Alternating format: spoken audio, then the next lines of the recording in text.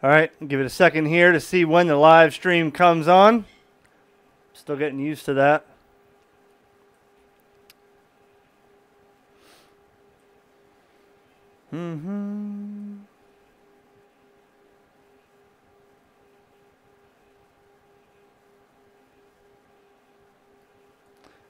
Okay, we should be live now.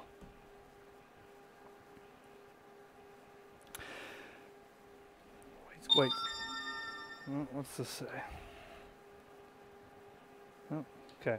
So we should be live here in a moment, or we may be live already. I'm just waiting to make sure I see people in here and get a little audio check before I continue on, because I have had issues with that before. But a late live stream tonight. A late live stream, but a milestone victory that I'm excited about. Just as soon as I see people checking in here, I'll know I'm online. Okay, I see people. Somebody type in the chat. Tell me I'm all right with audio before I continue on, please. All right, cool. Well, hello, everyone. This is KJ4YZI, late night stream. I hope everybody's having a spectacular weekend. I haven't really done nothing really. It's been kind of raining. I spent the last couple days making a couple videos for you guys, try to get caught up. You know, I got all kinds of stuff to do on here. Anyways, today I just figured, you know, I'll show you where I'm at right now, and it'll probably change by the time this video is done. So I went out to dinner tonight with the wife, and so I pulled up my counter and look at my subscribers. This is where I'm at right here. 29,991. I need 9 more subscribers, and I'll have 30,000. So if your wife isn't subscribed yet, go ahead and get her on there now so I can get this finished. Because at 30,000, we're going to crack open a beer and celebrate together. I didn't think that this many. I didn't think it'd go this far. I didn't think I'd have so many people. You know, think about it, man. Listen. I just can't say it enough. I thank everyone for watching. It takes a lot to do videos, number one. It takes a lot of time. It takes a lot of effort. And again, there's all kinds of YouTube guys out there. I'm not the only one. There's Jason, and there's Hosh Nasty. I checked into last night. He had a live stream, and I figured I'd jump in the chat, chat around. I thought that was cool. I was watching and in the chat interacting with another YouTuber. So there's no competition here, you know. So to realize when I get on the radio, what's happened lately is I get on the radio on D-Star or Fusion or DMR, and there's always somebody that jumps in there. They notice the call sign. They get right on. I don't say nothing about my videos. I don't say who I am. I assume that every person I talk to doesn't know me. But somebody out there has learned something. They always say, oh, man, I learned about the Pi Star. I bought this radio because of you. You cost me a lot of money. I bought this, or, whatever. And I'm glad that, I'm glad that it works out like that, because that makes me feel good, So 30,000 subscribers. To put that numbers, and I'll try to read the comments here shortly. I see them coming in. To see what that number means, in July I had 26,000. Actually, June. So my goal last August was in 12 months. This August that came up, I wanted to be 26,000, and that was just a goal I set for myself, because I suck sometimes. If I don't write stuff down and make notes and make goals, even at work, the simple task, I gotta get this done, I gotta get this done. If I don't do that, I don't get it. So it's poor planning in my head. So I figured, well, I'll make a goal, and at June I had 26,000. That's 10,000 subscribers in 10 months. That's 1,000 a month. And from June to September 2nd, not even 3 months, I've gotten another 4,000. So that's pretty impressive. I'm still at, I want to drink this beer tonight, so I'm still at 21. There it is, 29,991, unless that's not updating quickly enough. But anyways, so I appreciate everybody's. Hold on. I appreciate everybody's watching. So my 7300, I've been busting that back, and or busting it out, trying to get it working, or trying to use it, trying to get time to use it. I keep it covered up, and then I get home, I sit down 10 minutes to play with it, and then I got something else to do, But today, this weekend, I actually got into it, man. I was making some contacts, I was working some people, making some, learning new stuff about it. So, it's been fun. I've been hooked on D-Star lately. That's all I really get on. I got to send my Fusion radio back. I have that boxed up. I have an issue with the 2DR, and I'm going to send that back. They're going to warranty for it. So that'll get fixed, and I'll be on Fusion more often. But I haven't been on DMR much. I don't really care for DMR. I've had nothing but issues on that. That's just my opinion.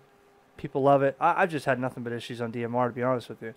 And it's not anybody's reflector or DMR or any device. I think it's just what's happened to DMR. Some videos I got coming up about, certain things that I want to show people. For instance, let me give you an example. I got some videos I want to make. I've heard a newcomer come on a D-Star on one of the reflectors, and I maybe he didn't know what the lingo was. He might have not been taught or whatever. He's calling out CQ, CQ, CQ for 40 seconds, 50 seconds, like he was on HF on a reflector that's got many repeaters tied to it. So I wasn't going to correct the guy. I wasn't going to say anything. I'm just going to, I picked him up as a call, as a contact. Hey, how you doing? You're sounding good. But then the next guy, they come on. Oh, this is D-Star. You don't call CQ. If you're going to do that, get out of here. Come on, man. Don't be like that. Anyways, I figured that's a good series to make. How to really operate digital, because on DMR we got a lot of people. You got to remember, you have to leave a break. Okay, if you don't leave a break and you're right on that button, bam, as soon as they let go, you got to think. You got delays from hotspots. You got delays from internet on everybody's different network that they have. You got different radios with delays. You have, you got to let all the repeaters and all the talk groups drop for a second. So what's happening is you get people on DMR that don't know any better, and they're keying up real fast. They got to be in there real quick, and next thing you know, it disappears. You don't know where anybody's at. It black hole. That's what they call black hole. Somebody, one of the things timed out, and now you hear nobody. So now you're talking out there, and the next thing you hear when it comes back about 3 minutes later, oh yeah, I don't know what happened. You just dropped out. Well, that's because nobody was leaving a break. They were called machine gun trigger, real fast PTT. Got to leave a break in there. So long story short, I figured that'd be a good series for videos coming up. Show people just how to work digital modes. At the same time, there's a lot of things I got to make videos on. I did get some upgrades though. Right now I'm shooting with, I got a Sony 4K camera. Now this live stream is not in 4K, but I did get the Sony 4K camera. I like it. It really makes the video process extremely long when I have to put it together. You're talking for in full 4K. If I wanted to make a video, a 15-minute video, that's like 19 gigs. So I got to transfer the 19 gigs to the memory card. I got to break it up. I got to put pieces here, edit it, do whatever I got to do. Then you got to export it, and then you got to upload it. So it takes, a 3 or 4 day event to make a 4K video. So that hasn't really happened. I also have a Rode Filmmaker wireless microphone here, if I can get it. I got the, there's the receiver here, and then I got that's a Rode, and then I got the lapel mic, so, I can get some videos that sound a little bit better. You might hear my computer winding up. That's because the thing's running so hard, I put extra parts in it. I got faster processor in there. I maxed out the processor for that board, 8-core, and the water cooling can't handle it, so the fans are constantly spooling when I'm trying to do heavy loads on video and stuff. So that's making it hard to. But anyways, I'm just ranting on here trying to come up with material. So let me check my subscribers real quick. I'm hoping somebody told their wife, hey, click this button real quick. Still at 21,991. So I was watching this at dinner, and every 3 minutes I was getting a subscriber. This morning it was 29,000. What was it? 838 or something like that. And you know, the last hour and a half I was watching it, bing, one at a time, one at a time. So I figured at 30,000, we could, you know, celebrate.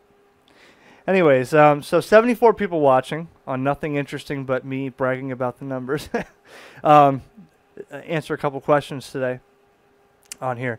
Let's see. Who's man? The bands are crap today. Okay, that brings up a really good point. I'm not even going to bring up in this video because that's a sore subject with me right now.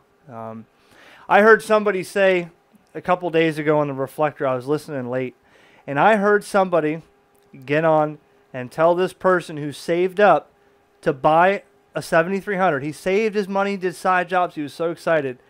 And I heard somebody tell him, don't bother turning it on and just sell it. He'll never use it. It's a waste of time. Don't get on HF. The bands are gone. It'll be years before. And this guy was like believing it. He's like, oh, well, do you mean I shouldn't have bought this? I should get a D-Star, another D-Star radio instead? Oh, yeah. Again, sore subject, but I worked this weekend. I worked Spain. Spain was in there for 3 days. I worked Spain. I worked Argentina. I worked Dominican Republic. I worked, what was the other one? Oh, crap. I worked like 4 or 5 different countries. And I heard DX all day today. A lot of it was in the extra portion, extra class. I couldn't go down there.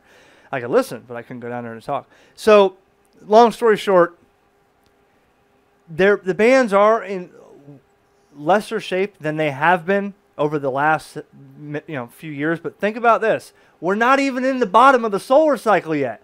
So if you're pissed off now, just wait another 4 years because it's going to be real bad. But there's always going to be some sort of propagation somewhere. There's always going to be somebody to talk to.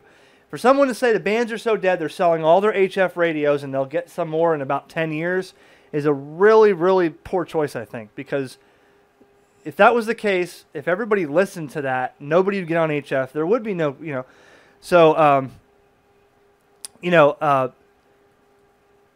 it was a joke. Well, anyways, and I wasn't taking it out on you for your comment, but anyways, it's like this though.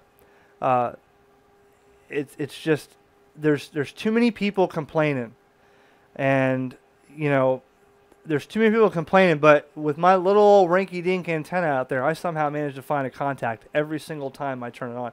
And what's amazing is I would have had a lot more contacts the last 5 years if I had something better than the 450. Now that I have the 7300. It's like night and day. I can hear people. I can't believe I could hear as many people as I can. Roll Tide, Russell. You're always there, buddy. So let's see. Where were we going here? A lot of comments on the 7300. Yes. So let's see.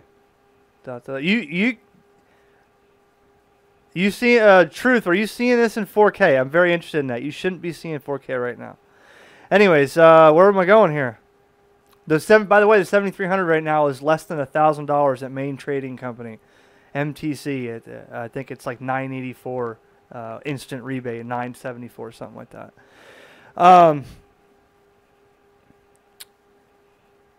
Okay, here's another one. FT8 call has. How many people have tried the FT8 call? That video, I've had 173,000 minutes watched in 3 weeks. It's quite a bit of activity on that video. That is my top video right now is that FT8 call video. So when I looked, and I got to get used to this live streaming because I want to flip over to the screen and show you. I thought there'd be more activity on the log books or the logs online, the spotter networks for FT8 call, and there's not. It really hasn't increased since my video. Even though the guy, Jordan, who made FT8 Call or developed that, said there's been over like 4,000 people that joined that group in 3 weeks. 4,000 people, I think. So all those people, but I thought there'd be a lot more activity. And I go right back to FT8, looking at it, and it's booked every day. Every single band, FT8, FT8. And I don't hear any FT8 Call in there. So I'm not sure. It might be because it's still experimental. We got one subscriber. That was a dude that got his wife subscribed. 29,992. Anyways, I figured. I guess everybody went to bed. So FT8 call. I figured it would be a lot more popular than it was. Bruce says the 7300 is $969, so that is cheap. That is a lot cheaper than what I bought it for. So anyways, where else am I going with this? So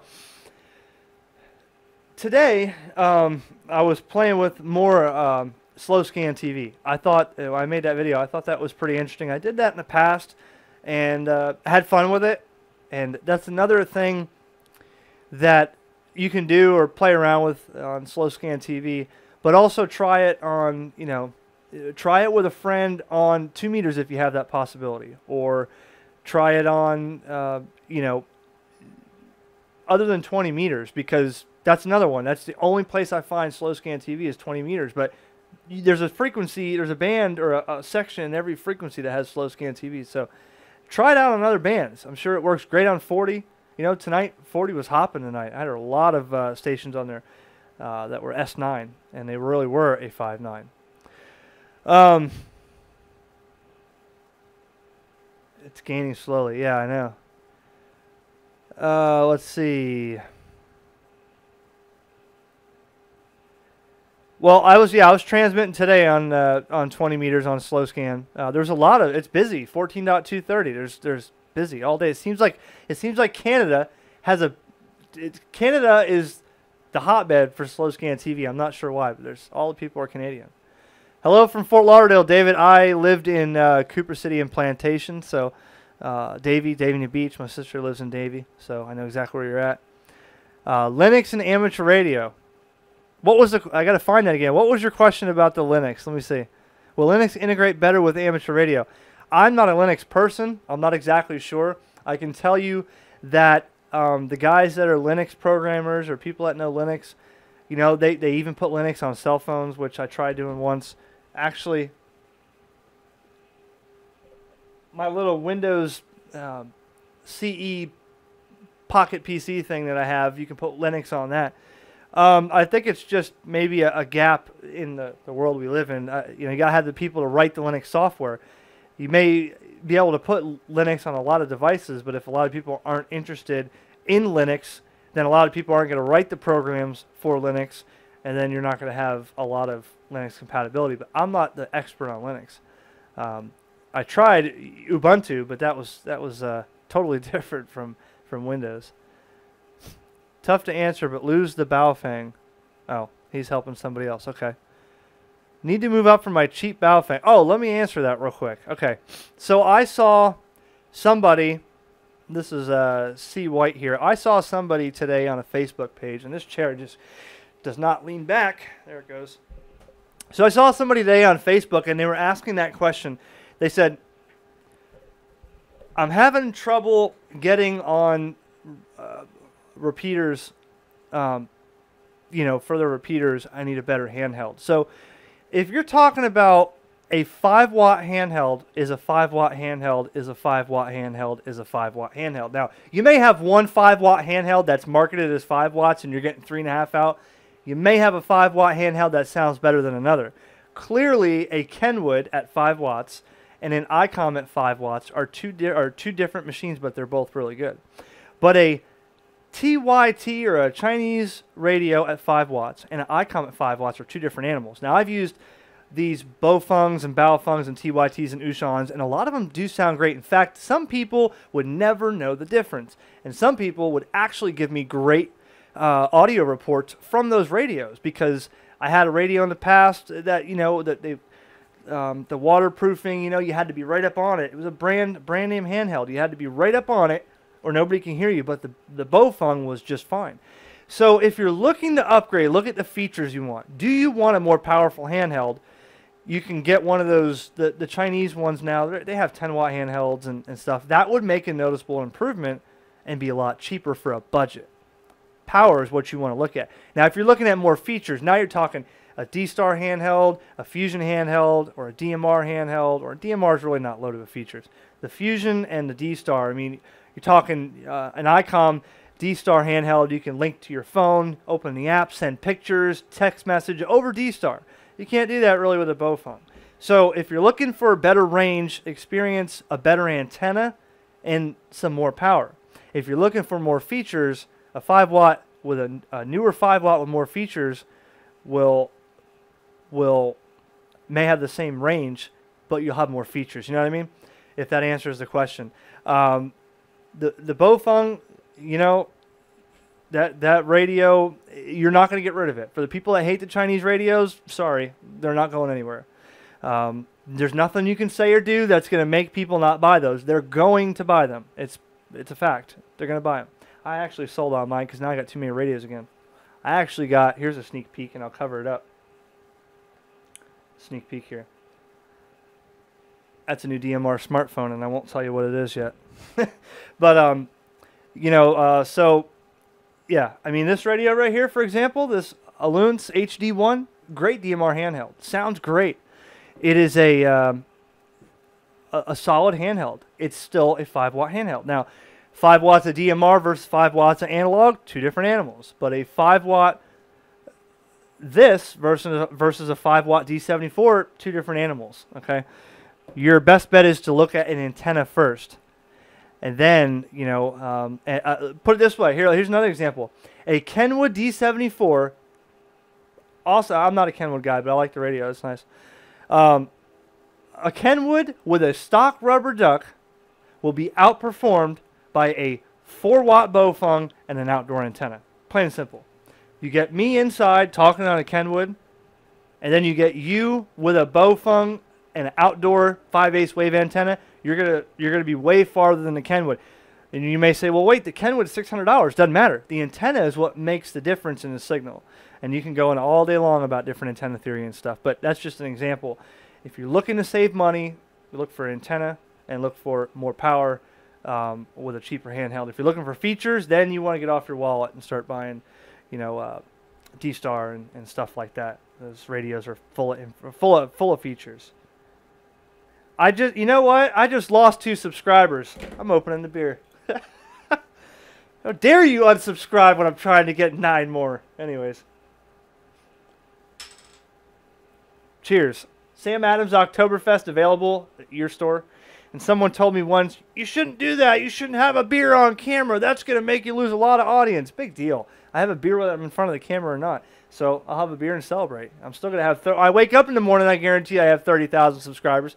I'm just sitting here trying to wait for it, but I think it happened.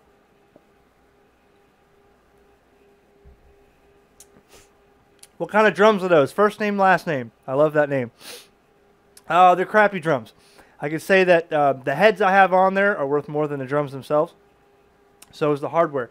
The cymbals are decent. They're Sabians, mid-level. I got a Gibraltar rack, all DW hardware, DW snare stand, DW hi-hat stand, Iron Cobra, bass pedals, DW seat, throne, and Gibraltar rack, Pearl and DW cymbal arms, but the drums are cheap. I'll upgrade those one day.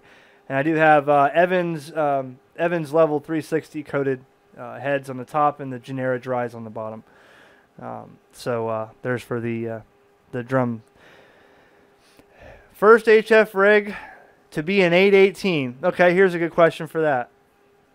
A lot of people have asked me, my first HF rig, do I get a 100 watt HF rig or a QRP rig? I'm going to tell you, a QRP rig should not be your first rig, and I'm going to tell you why. Because you're going to get discouraged real quick. There's sometimes that I'm out, and I enjoy the challenge. I still don't have an amp here yet. I enjoy 100 watts or less. Digital modes, I usually run at 35 to 50 watts. If I'm using PSK 31, I always start at 35 watts. Normally it works. But when I'm out in the field, the radio sitting here. I have it sitting. I just cleaned. I mean, the reason you see all this stuff stacked up, I haven't finished cleaning yet. So I have a couple radios over here on the ground, and I have my 706 in my backpack, and I have my Xiegu X5105. One is a QRP rig, one is not. But for a first rig for an 818 is going to be discouraging because 5 watts. And what people don't realize is they take a 5 watt radio, or that would be 6, big deal. You're not going to see that extra 1 watt. So they take their 6 watts and then they run it into an antenna that's non-resonant and they tune it. And the radio says 1-to-1 SWR, but there's nothing coming out of that antenna. So if you do have a 100% tuned resonant antenna, you're going to have 6 watts output with that 818, and that's it. If you're on any band from 20, 40, 75, 80, and 160, if you don't have at least 100 watts, you're not going to make a contact. There's too many people out there running amplifiers. All those bands in the lower portion of our spectrum there most are all using amplifiers.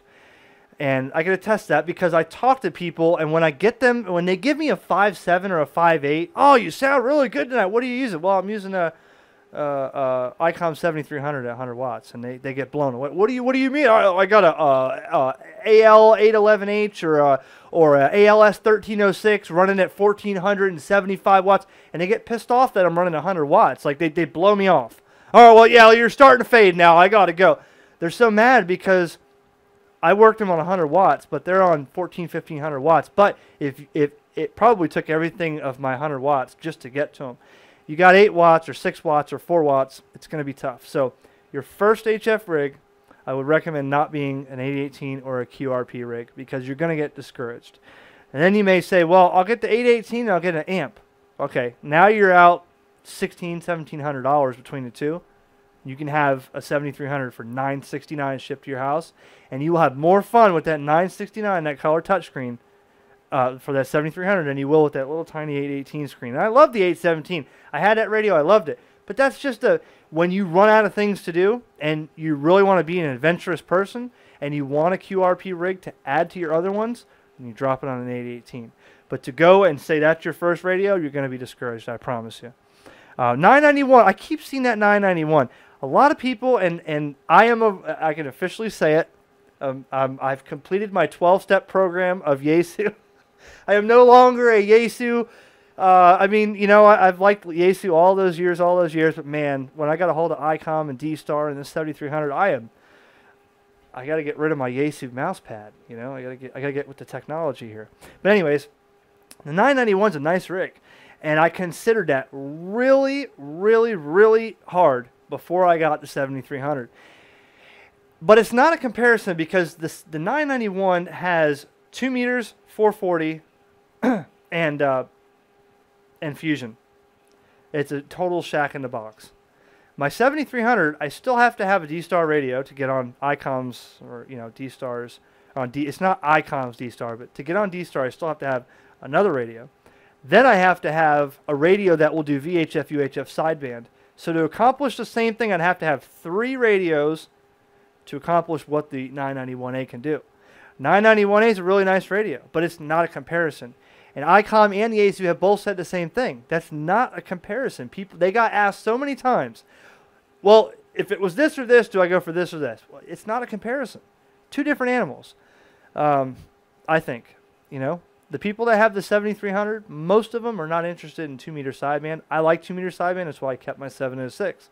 I could run that into my 160-watt amp and my Yagi up top, and I can have a few hundred watts ERP on sideband. So, but again, I got 2 radios. But anyways, 7100, yes. 7100, I've never really messed with one, but that is more of a shack in the box, but it doesn't have as pretty of a screen as a 991 does. You're right, absolutely, John Frankie.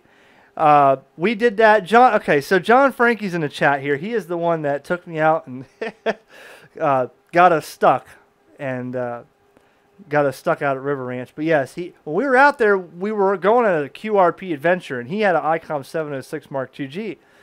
And I said, John, that's not fair. We're on a QRP adventure with my little 5105 Zygu. And he says, I got it turned down. I got it on 5 watts. If I want, I can turn it up. Absolutely right.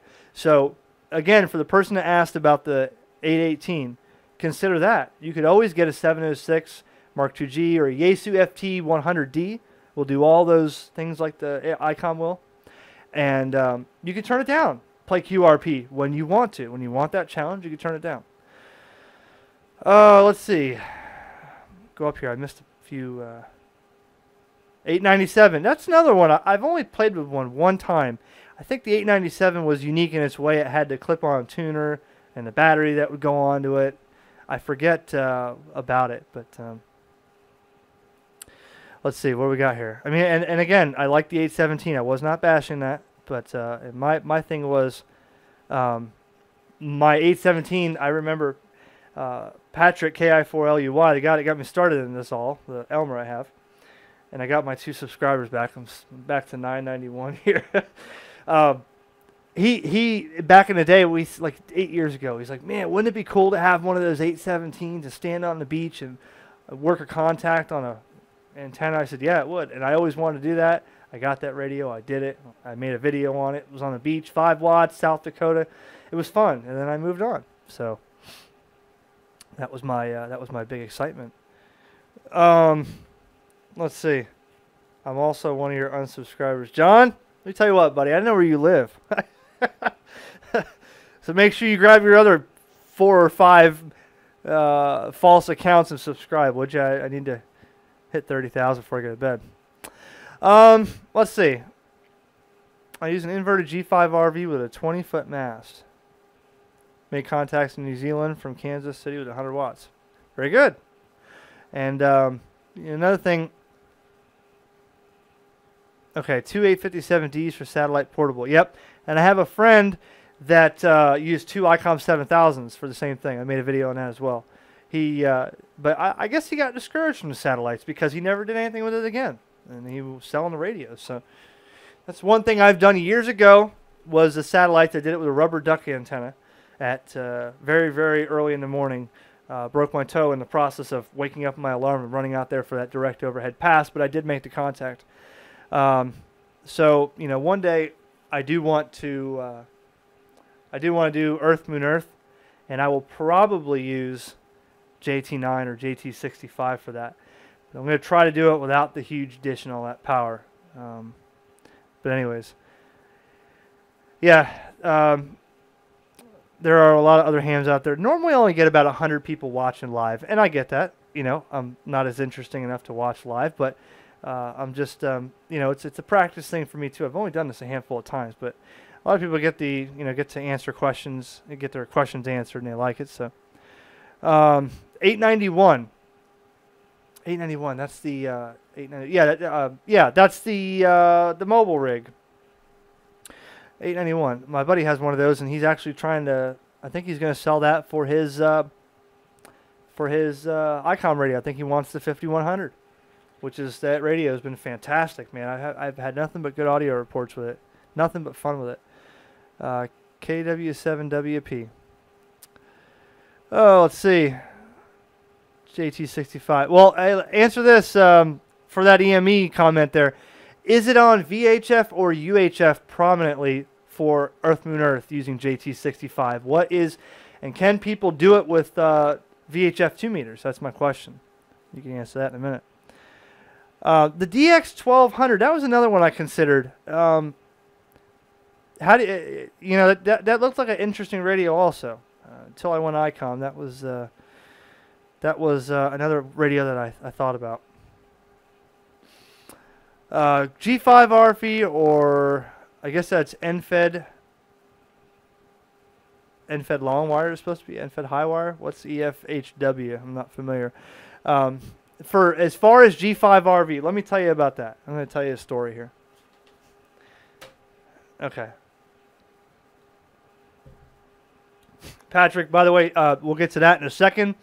Yes and no with your antenna question. The G5RV. Now, everybody's hung up on the G5RV as far as the claims on this thing. Okay, you got to remember something. If I make a 20-meter dipole, and this guy makes a 20-meter dipole, and they're both 20-meter dipoles with a center feed, 50-ohm feed point, they're both 20-meter dipoles. Now, if I make my dipole out of a better material than his, mine may work a little better, but it's still a 20-meter dipole. The G5RV, there's several models. Let's put it to you this way. Every person I've talked to on a G5RV, I worked at the time what I'm thinking of in my head. For years, I did not buy any commercial antennas. You see, I have the vertical outside, I have the cobweb, I had the 4-element loop-fed array for 6 meters, a 13-element B2 for 2 meters. There was a time from 2007 to 2013, I did not buy any antennas. I built every single one of them. And I had more luck and more stations and DX and great signal reports on my homemade wires than I did on my commercial-made antennas. What I'm trying to get at is this. You could see what we did in that one video where we had the balloon, right? It was an end-fed with a 9, I think it was a 9-to-1 unend off the back of the tuner. The balloon went up a 100-foot piece of wire, and that thing was a rock star at field day. It was just a piece of 32 or 34 gauge wire with a balloon. Now that cost us, aside from the fact of the weather balloon and the helium, that wire cost us about $3 at an electronics surplus store. Okay. I made more contacts on that piece of wire. Actually, I didn't. Excuse me. Jim, W2JKD, made more contacts on my radio and that piece of wire that day on 40 meters than the other guy did with his hex beam all weekend long. And he was only on there for a couple hours. It's just a piece of wire.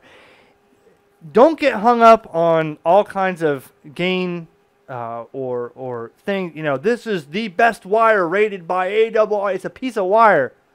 Now, if they play tricks on the wire and they make it multiband, or they add this, or they add some kind of crazy trap, or they fill this trap with solid silver, sterling silver to add whatever, that's a different story. But if it's a wire, if it is a dipole or a wire, it is always going to be a wire. Then you got, you know, dipoles where they add the vertical ladder line for a vertical element, and now, you know, but it's that's just what I'm saying. For those who are saying G5RV or this, I really think either A, you can build a wire just as good in about an hour's time, or B, you can find one dirt cheap on the internet. Even some guys on eBay now I mean, they've been making dipoles. That's why I never made my own. Someone said, why don't you sell your own dipoles? For what? There's 1,000 people on eBay doing it. But you know what they're doing? They're getting a piece of PVC. They're making a little matching ballon inside, and they're putting 2 pieces of wire on it, cut to length, and they're selling them for $25, but they work. And then you're going to buy a G5RV and I'm not bashing a G5RV. I'm not bashing anybody's company. I'm just saying, don't get hung up on this is the best multi-band wire. There is never going to be a piece of wire that covers all bands without a tuner. Remember that. You have to have, when you look at a piece of wire, how do I put this? When you have an antenna that says covers 80 through 6, okay, most of the time it says with tuner. Now, if you sweep that piece of wire with no tuner, if you sweep it on an analyzer, you're going to find the SWRs all over the place. What you're doing is you're using the wire and you're tuning between the antenna on your radio to make the radio happy, but you're not doing anything to that wire with that tuner. All you're doing is tricking the radio to make it happy. That's all you're doing. You're still going out to that 19-to-1 SWR. No matter how big and bad your tuner is, you're always going to have a 19-to-1 SWR at 30 meters on that wire if that's what it says on your analyzer. So fan dipoles are really good. That's when a fan dipole is when you have one feed point and you put a 20-meter dipole off of that feed point, a 40-meter dipole, a 30-meter dipole, a 10-meter dipole.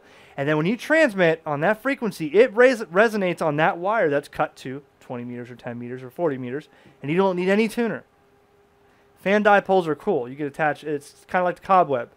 8-band cobwebs got 8 square wave open loops that are attached to the same feed point. And when you transmit on 30 meters, it's going to resonate on the 30-meter wire. When you transmit on the 40-meter band, it's going to resonate on the 40-meter wire. And they do have a matching network up there to adjust for the feed point impedance and such. But you know, that's you know what it means. So just a lot of options there.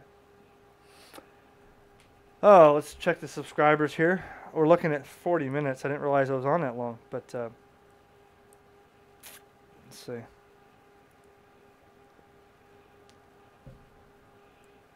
Where's Hosh Nasty at? I haven't seen him on here.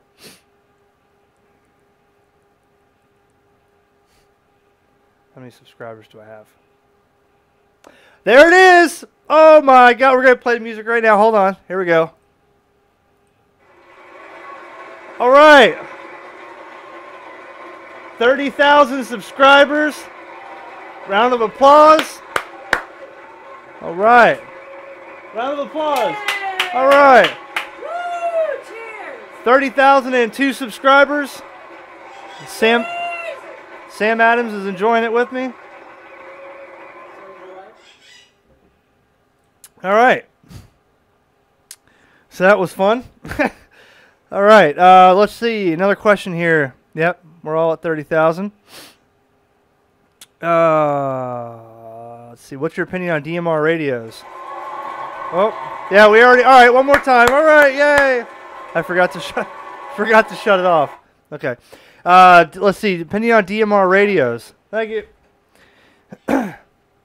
DMR radios. Thank you, everybody. I gotta get excited about something, you know. I'm not bragging or anything, but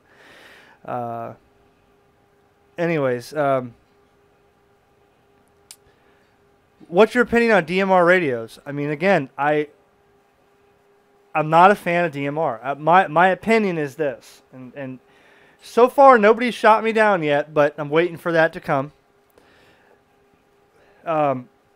DMR is like this, okay? I'm going to sum this up. When you get on D-Star, when I get on D-Star, this is what you got.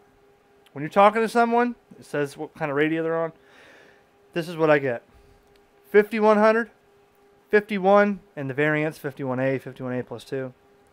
Kenwood D74, 4100, and the 31. Okay? Normally it's those 5 radios. When you get on Fusion, what do you got? FT1DR, FT2DR, FTM100, FTM400, FTM or FT70, roughly. It's what I see everybody on when I talk. Oh yeah, I'm on FT70. Okay. Now you get on DMR. Off the top of my head, TYT. You got the R Finder. You got Aluntz. You got Bofeng. You got Ushan. You have Samhu. You have Vero Telecom, or no, they don't make DMR. You have Connect Systems. You know, all these. There's so many of them. Just Google DMR handheld. So you got all those, right? And I just think that you got all. Then you got all the hotspots: Rugged Spot, Commander Spot, Jumbo Spot, Nano Spot, Open Spot, Wet Spot, Dry Spot. You know, whatever you got. So with DMR, there's so many different manufacturers, Motorola, Hytera, all these manufacturers, and then they're not somewhere. There's a disconnect, and I'm going to tell you this: every time I get on a talk group, I hear the same thing. Oh well, I don't know where you just disappeared, and then this person started talking. Somewhere out there, we got a disconnect. It just can't handle all those different types of and DMR when it started, when DMR was commercial, when it just entered the ham radio world, what did we have? Hytera, Motorola. Those were the 2 big names in DMR. And since all the Chinese radios have come out, everybody has sold all those. Go on QRZ. Go on Facebook. Go on your favorite ham club. They're selling their Hytera and their Motorola to buy the $70 and $80 and $90 handhelds. And these may work just fine. But what the problem is we don't have a standard anymore. This China company is trying to make it as cheap as possible. They're successful as making it cheaper than them. Then you got 10,000 people copying them, okay? And we're not all on the same page. I think that's where the issue is on DMR, because Fusion and D-Star, I never have a problem with either. They're always both there. There's people always on Fusion. They sound great. The repeaters work. The reflectors work. There's always somebody there. You can complete your QSO. D-Star the same way. You can complete it. I can have 1 bar of cell service on my hotspot, mobile, and still be traveling and hear everything they're saying. DMR, KJ4Ys, yeah, you still there? Nothing. Then you got 2 other people talking, and they say, we didn't know you were here. We've been talking for 10 minutes. Well, where the hell did you come from? And then this guy cuts my head off for interrupting them when they weren't there for the last 10 minutes. I was talking to this guy for 10 minutes. I ain't got time for that. I really don't. And I know Jason at Ham Radio 2.0, he loves DMR, and I guess he has good luck with it. I don't. That's just me. So that's my. You know what, Lee? K5NOV has a great comment. If 30,000 people that follow me donated $1 every 6 months, I wouldn't have to work. I could sit home all day and make videos. I will make videos for you every single day by request. How about buy stuff? But that's a good point. I wish that happened. If everybody donated $1, I'd have $30,002 right now. That'd be awesome. But I don't expect you guys. I'm not asking you for any more money. I don't want to be that way. I just got to.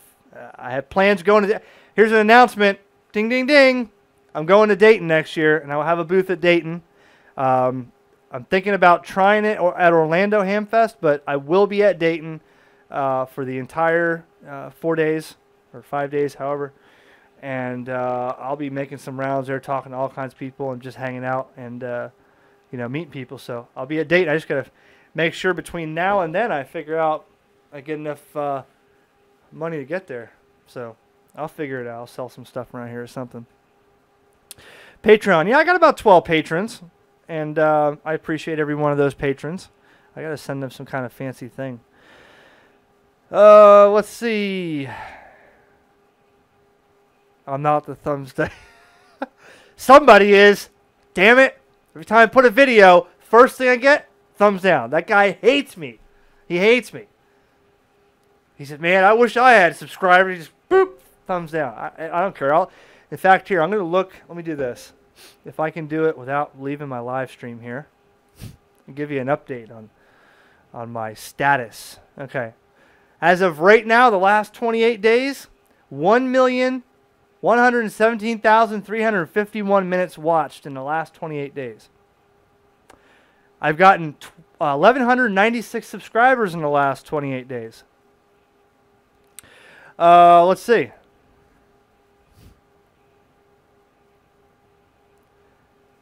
Per 2 days, 15,000 views per 2 days. That's pretty cool. I'm streaming, so my internet's slow here. Let's see. Yeah, the last, so subscribers, that's what we're, no, likes and dislikes. Let's check this out. Think about that. 1 million minutes watched in the last 20 days. Okay. In the last 28 days, 3,407 likes, 143 dislikes. I could live with that number. I can live with that number. 3,400 people thumbs up and 143 thumbs down. That's a pretty good ratio. A penny a day, 30,000 times 365, $109,000. Now you're just breaking. Now you're being silly. There was a guy one time years ago. He said, "Send me a penny and I'll show you how to become a millionaire." And after he got, or send me $1 and I'll show you how to become a millionaire. And 1 million people sent him $1 and he retired as a millionaire. So there you go. So, any other questions here? Currently in Germany, always heard Europe was DMR country. I'm finding mostly D-Star. Currently in Berlin with DMR up by 3. Have hit most major cities. Oh, Josh Wallace. Thank you, Josh, for the donation. You're amazing. I don't know where that goes either. I think that goes into my total earnings for the month. I'm not sure. But I got to find out where that goes, because the last time somebody did it I felt bad. I was like, I don't see it. He did it again and again, and he pledged like $15. I'm like, okay, stop, because I still don't see it. So I think that goes in my my monthly total thing. So either way, I appreciate it, Josh. Thank you very much. And they named San Diego for the donation too as well. Thank you. So on top of that, I got nothing planned tomorrow. I might knock out another video tomorrow. We'll see. My life is a bore. You guys are half my life. I hope you know that. The other half is work. And then the wife pops in once in a while. I don't listen to her anyway, so I don't know what she's saying. The jet skis, I'm trying to get those working. I'm trying to fix those. I've already rebuilt one motor, and I just can't get the time to do the other ones. But part of my thing is I want to get the jet skis not only to play with them, I want to go out there play ham radio on the island with my backpack, man. That'd be fun. Just take off, go to an island for the day. Videos by PDF. Mike, don't worry. Oh, Ahmed is the winner. Ahmed is the winning donator. Thank you very much. I hear you once on the only Tampa D-Star repeater, which I could barely hit. Wish I had more around here. How do I donate like Josh did? You know what you do, John? You're close enough. Just drive to my house and hand me money. Ahmed, thank you, though. You know, I have plans on... you know, I'm on 30 Charlie an awful lot, and I think that there's a lot of people that use that for their dailies, and I use it for dailies. A lot of nice people on there. I think I might be starting my own reflector if I can get the time to finish it. And then we could have nets and stuff, if that would be cool on D-Star. A lot of people say, well, you know, get on D-Star, and I can never get a hold of you, or whatever. And, you know, I figured if all I have to do is throw out a reflector one time and have 50 or 60 people out there, we could play, you know, D-Star all day as I'm driving around. So that's my thought on that. And maybe a fusion, you know, room somewhere. We'll figure that out. So at least we have. I don't want to tie anybody else's reflector up, you know. I'm not the only ham guy out here. But I wish I saw some of the other ham guys. Well, Hosh Nassie's not here. I know Jason is probably busy. But nobody else out here. But we got 102 watching, so that's not bad. Not bad on a video full of nothing. But that's all I like it. There ain't no script here. I don't script anything. I do everything right off the top of my head. So is there any other questions? Can someone give me anything else to talk about while I finish my beer off? As I need a nipple for this thing.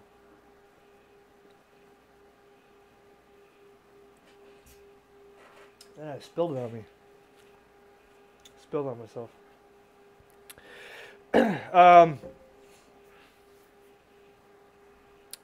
Anyways, let me check the subscribers one more time. Yep, I'm still above 30,000. I can sleep good tonight.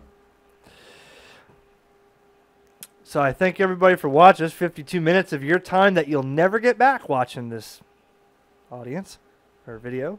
But anyways, thank you for tuning in as always and being part of this milestone memory of 30,000 subscribers. Didn't want to do it without you. You guys are the reason I am that far. And we're going to set a goal right now here on the air. Let's do it together. Hello, KD2GIY. No, D-Star is not dying. D-Star is quite possibly the most active. It just depends on what reflector you're on. So right now it's September 2nd. I'm at 30,000 subscribers. I say we'll make a small goal here. By the end of the year, let's see, September, October, November, December. Let's call it 4 months. I want to be 37,000. We'll call it 7,000 more. So by December 31st, I want to be 37,000 subscribers. That'll be a pretty good number. That's achievable at least. I don't think if I don't hit that, that'll be the first time I didn't hit one of my goals on this channel. So we'll try that. And, well, Josh, hey, you didn't even have, and there's another one coming out of those too. So stay tuned, Josh. But thank you very much. I really, really appreciate the donation for that. I'm sorry I make you broke. But I'm gonna have to wrap it up here, y'all. Or I can answer. I can talk with y'all all day long. There's just so many questions and comments and everything. But thank you everybody for the congratulations on the 30,000. I'm more, as you can tell, I'm a little more comfortable with the microphone and being on the air on the mic, as somebody once told me. Johnny at Signal Search, the greatest comment I've ever heard on the YouTube world, said, "The power behind the red blinking light. It's very scary." And I've gotten over that. So, anyways, what do you think about the Yaesu FTM 100? I like it. It's a nice rig. It's a little. I think the 100 has the GPS in it, but doesn't have color screen and a picture message in. But so you're getting into fusion with a better, the decent radio at with a little more than the FTM 3200, or less than the FTM 400. 100, it depends. Me, if I'm going to go first for a Fusion radio, I'm going to jump all in. I'm going to get the one that has all the, 400, so I can do pictures, like I got from my FT2D, the camera mic, and I may never send a picture ever, but at least I have it. That's just me. So anyways, yeah, check out the Fusion is pretty much the Alabama link and the America link are probably the two most popular. And then there's Texas Nexus. Russell Thomas on here. He's the one that knows where all the Fusion stuff is. Yeah, Texas Nexus, and I think the Fusion room close to me here is 18081 and 28081 are the ones in Vero here. Well, thank you, James. And I try to, I try to, as they say, dumb it down. I'm not an expert by any means. I don't want to tell everybody that I'm the best there is, the best there was, and the best there ever will be. I try to make it a little bit easier to comprehend, because there's been times in my life where someone tried to teach me something I didn't really get it, like this new job, and he'd go on about these T1s and stuff, and it was like it's easy for him, and I didn't really exactly get all this stuff, and I'm like, wow, can you dumb that down a little bit? But it's just the way you take it. So I just, at least James, to answer your comment there, I just try to keep it basic. I really don't want to be. There's guys out there for that. There's plenty of people on YouTube that know way more than I do, that'll break down exactly about the local oscillator, the circuit in that, which goes to the super heterodyne flip flop, whatever, and they'll tell you about it. I'm not that guy. I'm sorry. I understand a lot more than I know how to say. Sometimes I can't explain it just right. I confuse myself. Oh yeah, APRS. That's one thing. Great point. That is one thing that I love about the Yaesu radios, is they still incorporate APRS in all the radios. I think that's just a super thing. FT1DR, FT2DR, FTM400, the FTM100. All those radios still have APRS. There is a use for APRS. I've made videos on it. There's a use for it. It's a tactical. If the next hurricane we get, I tell you what, the next hurricane we get, I'll make it an effort, if we get some bad damage, to utilize APRS to show you just how beneficial that can be. ICOM took it out of their radios, or I don't think they ever did have it in their radio. Excuse me. I don't think they did have it in there, but they haven't really pushed to have it. But honestly, I mean, you can get on APRS very inexpensively these days. Back in the day, you had to have a $600 Kenwood D710. Now you can do it with, a mobile linked Bluetooth TNC with your phone and a Bofeng UV5R, and away you go. So I like the APRS. One more question is, yes, the Kenwood also, the D74, and I checked that radio out in its infancy, and I really didn't put enough time into that video. It probably deserves more than what I did for it, but at the time I was more of a newbie. But the D74 also has some good APRS settings. The difference, though, the question everybody asks is, should I get my first D-Star radio, should it be an ID51 or a Kenwood? Now, there's a big difference here, and I'm going to tell you why. If you get a Kenwood D74 and you learn that, you're going to love the radio. But if you get an ICOM, like a 51, a 31, a 4100, or a 5100, all those radios, I think, in a 7100, I think, all those radios are pretty much built on the same menu structure. So if you learn a 4100 or a 51A handheld, you can grab a 4100, you're in your buddy's truck and that's what he's got, you'll know exactly how to flip through that, or you'll know exactly when you get the radio how to work it where all the things are. They're almost like identical in menu structure. When you go to a Kenwood, it's not the same. They got many different menus. They got their own way of doing it. So that's just a pointer that I think, because I've had the 51A, I have the 5100, I've looked at the 4100, my buddy has a 31A, and all of those I can navigate right through. 1, 2, 3. Nope, so that was a winner. FTM 100 has APRS messaging in the radio. It's easier than most. Well, yeah, the 2DR is a little cumbersome. I have to say, I got to get back into using the APRS functionality when I'm talking about the VX8 GR. If you remember that one from back in the day, it was just an analog with GPRS and APRS. That one I can navigate through quickly and 1, 2, 3 send an APRS email or whatever. No, they don't, Ahmed. There's no native. They use DPRS, which is dependent on D-Star and internet gateways. So the only way, like, see, APRS can be relayed a digipeater to digipeater without any internet. And DPRS is using it through D-Star. So as you transmit, your digital header there with your data is going through the D-Star network, coming out on the voice on the other end, but your APRS data is being sent right to the gateway or to the mapping, the APRS.FI. But if you don't have D-Star in your area or internet connectivity through that repeater, you're not going to have DPRS. So it's kind of like dependent on the internet. That's a downfall. So it's 1 hour here. I'm going to get one more and I'll have to get out of here. If I hadn't gotten, let's see, they do D-Star GPS, which is different. Right, exactly, DPRS. All right, so at this point, I'll close it up. It's been an hour. I didn't think I'd be on here for an hour.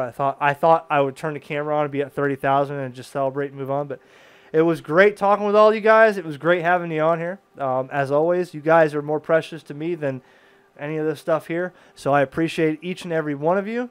And but next to you guys, my favorite, Sam Adams, got to say. So I'll try to bust out a video tomorrow, something related to slow scan TV that I've been playing with, and hope you find it interesting. Some more stuff with the 7300, some more stuff with the 5100, some more stuff with D-Star and DMR and Fusion in general. FT2DR, once I send that back for warranty repair, they got a bunch of videos on that. So a lot of stuff, just not a lot of time.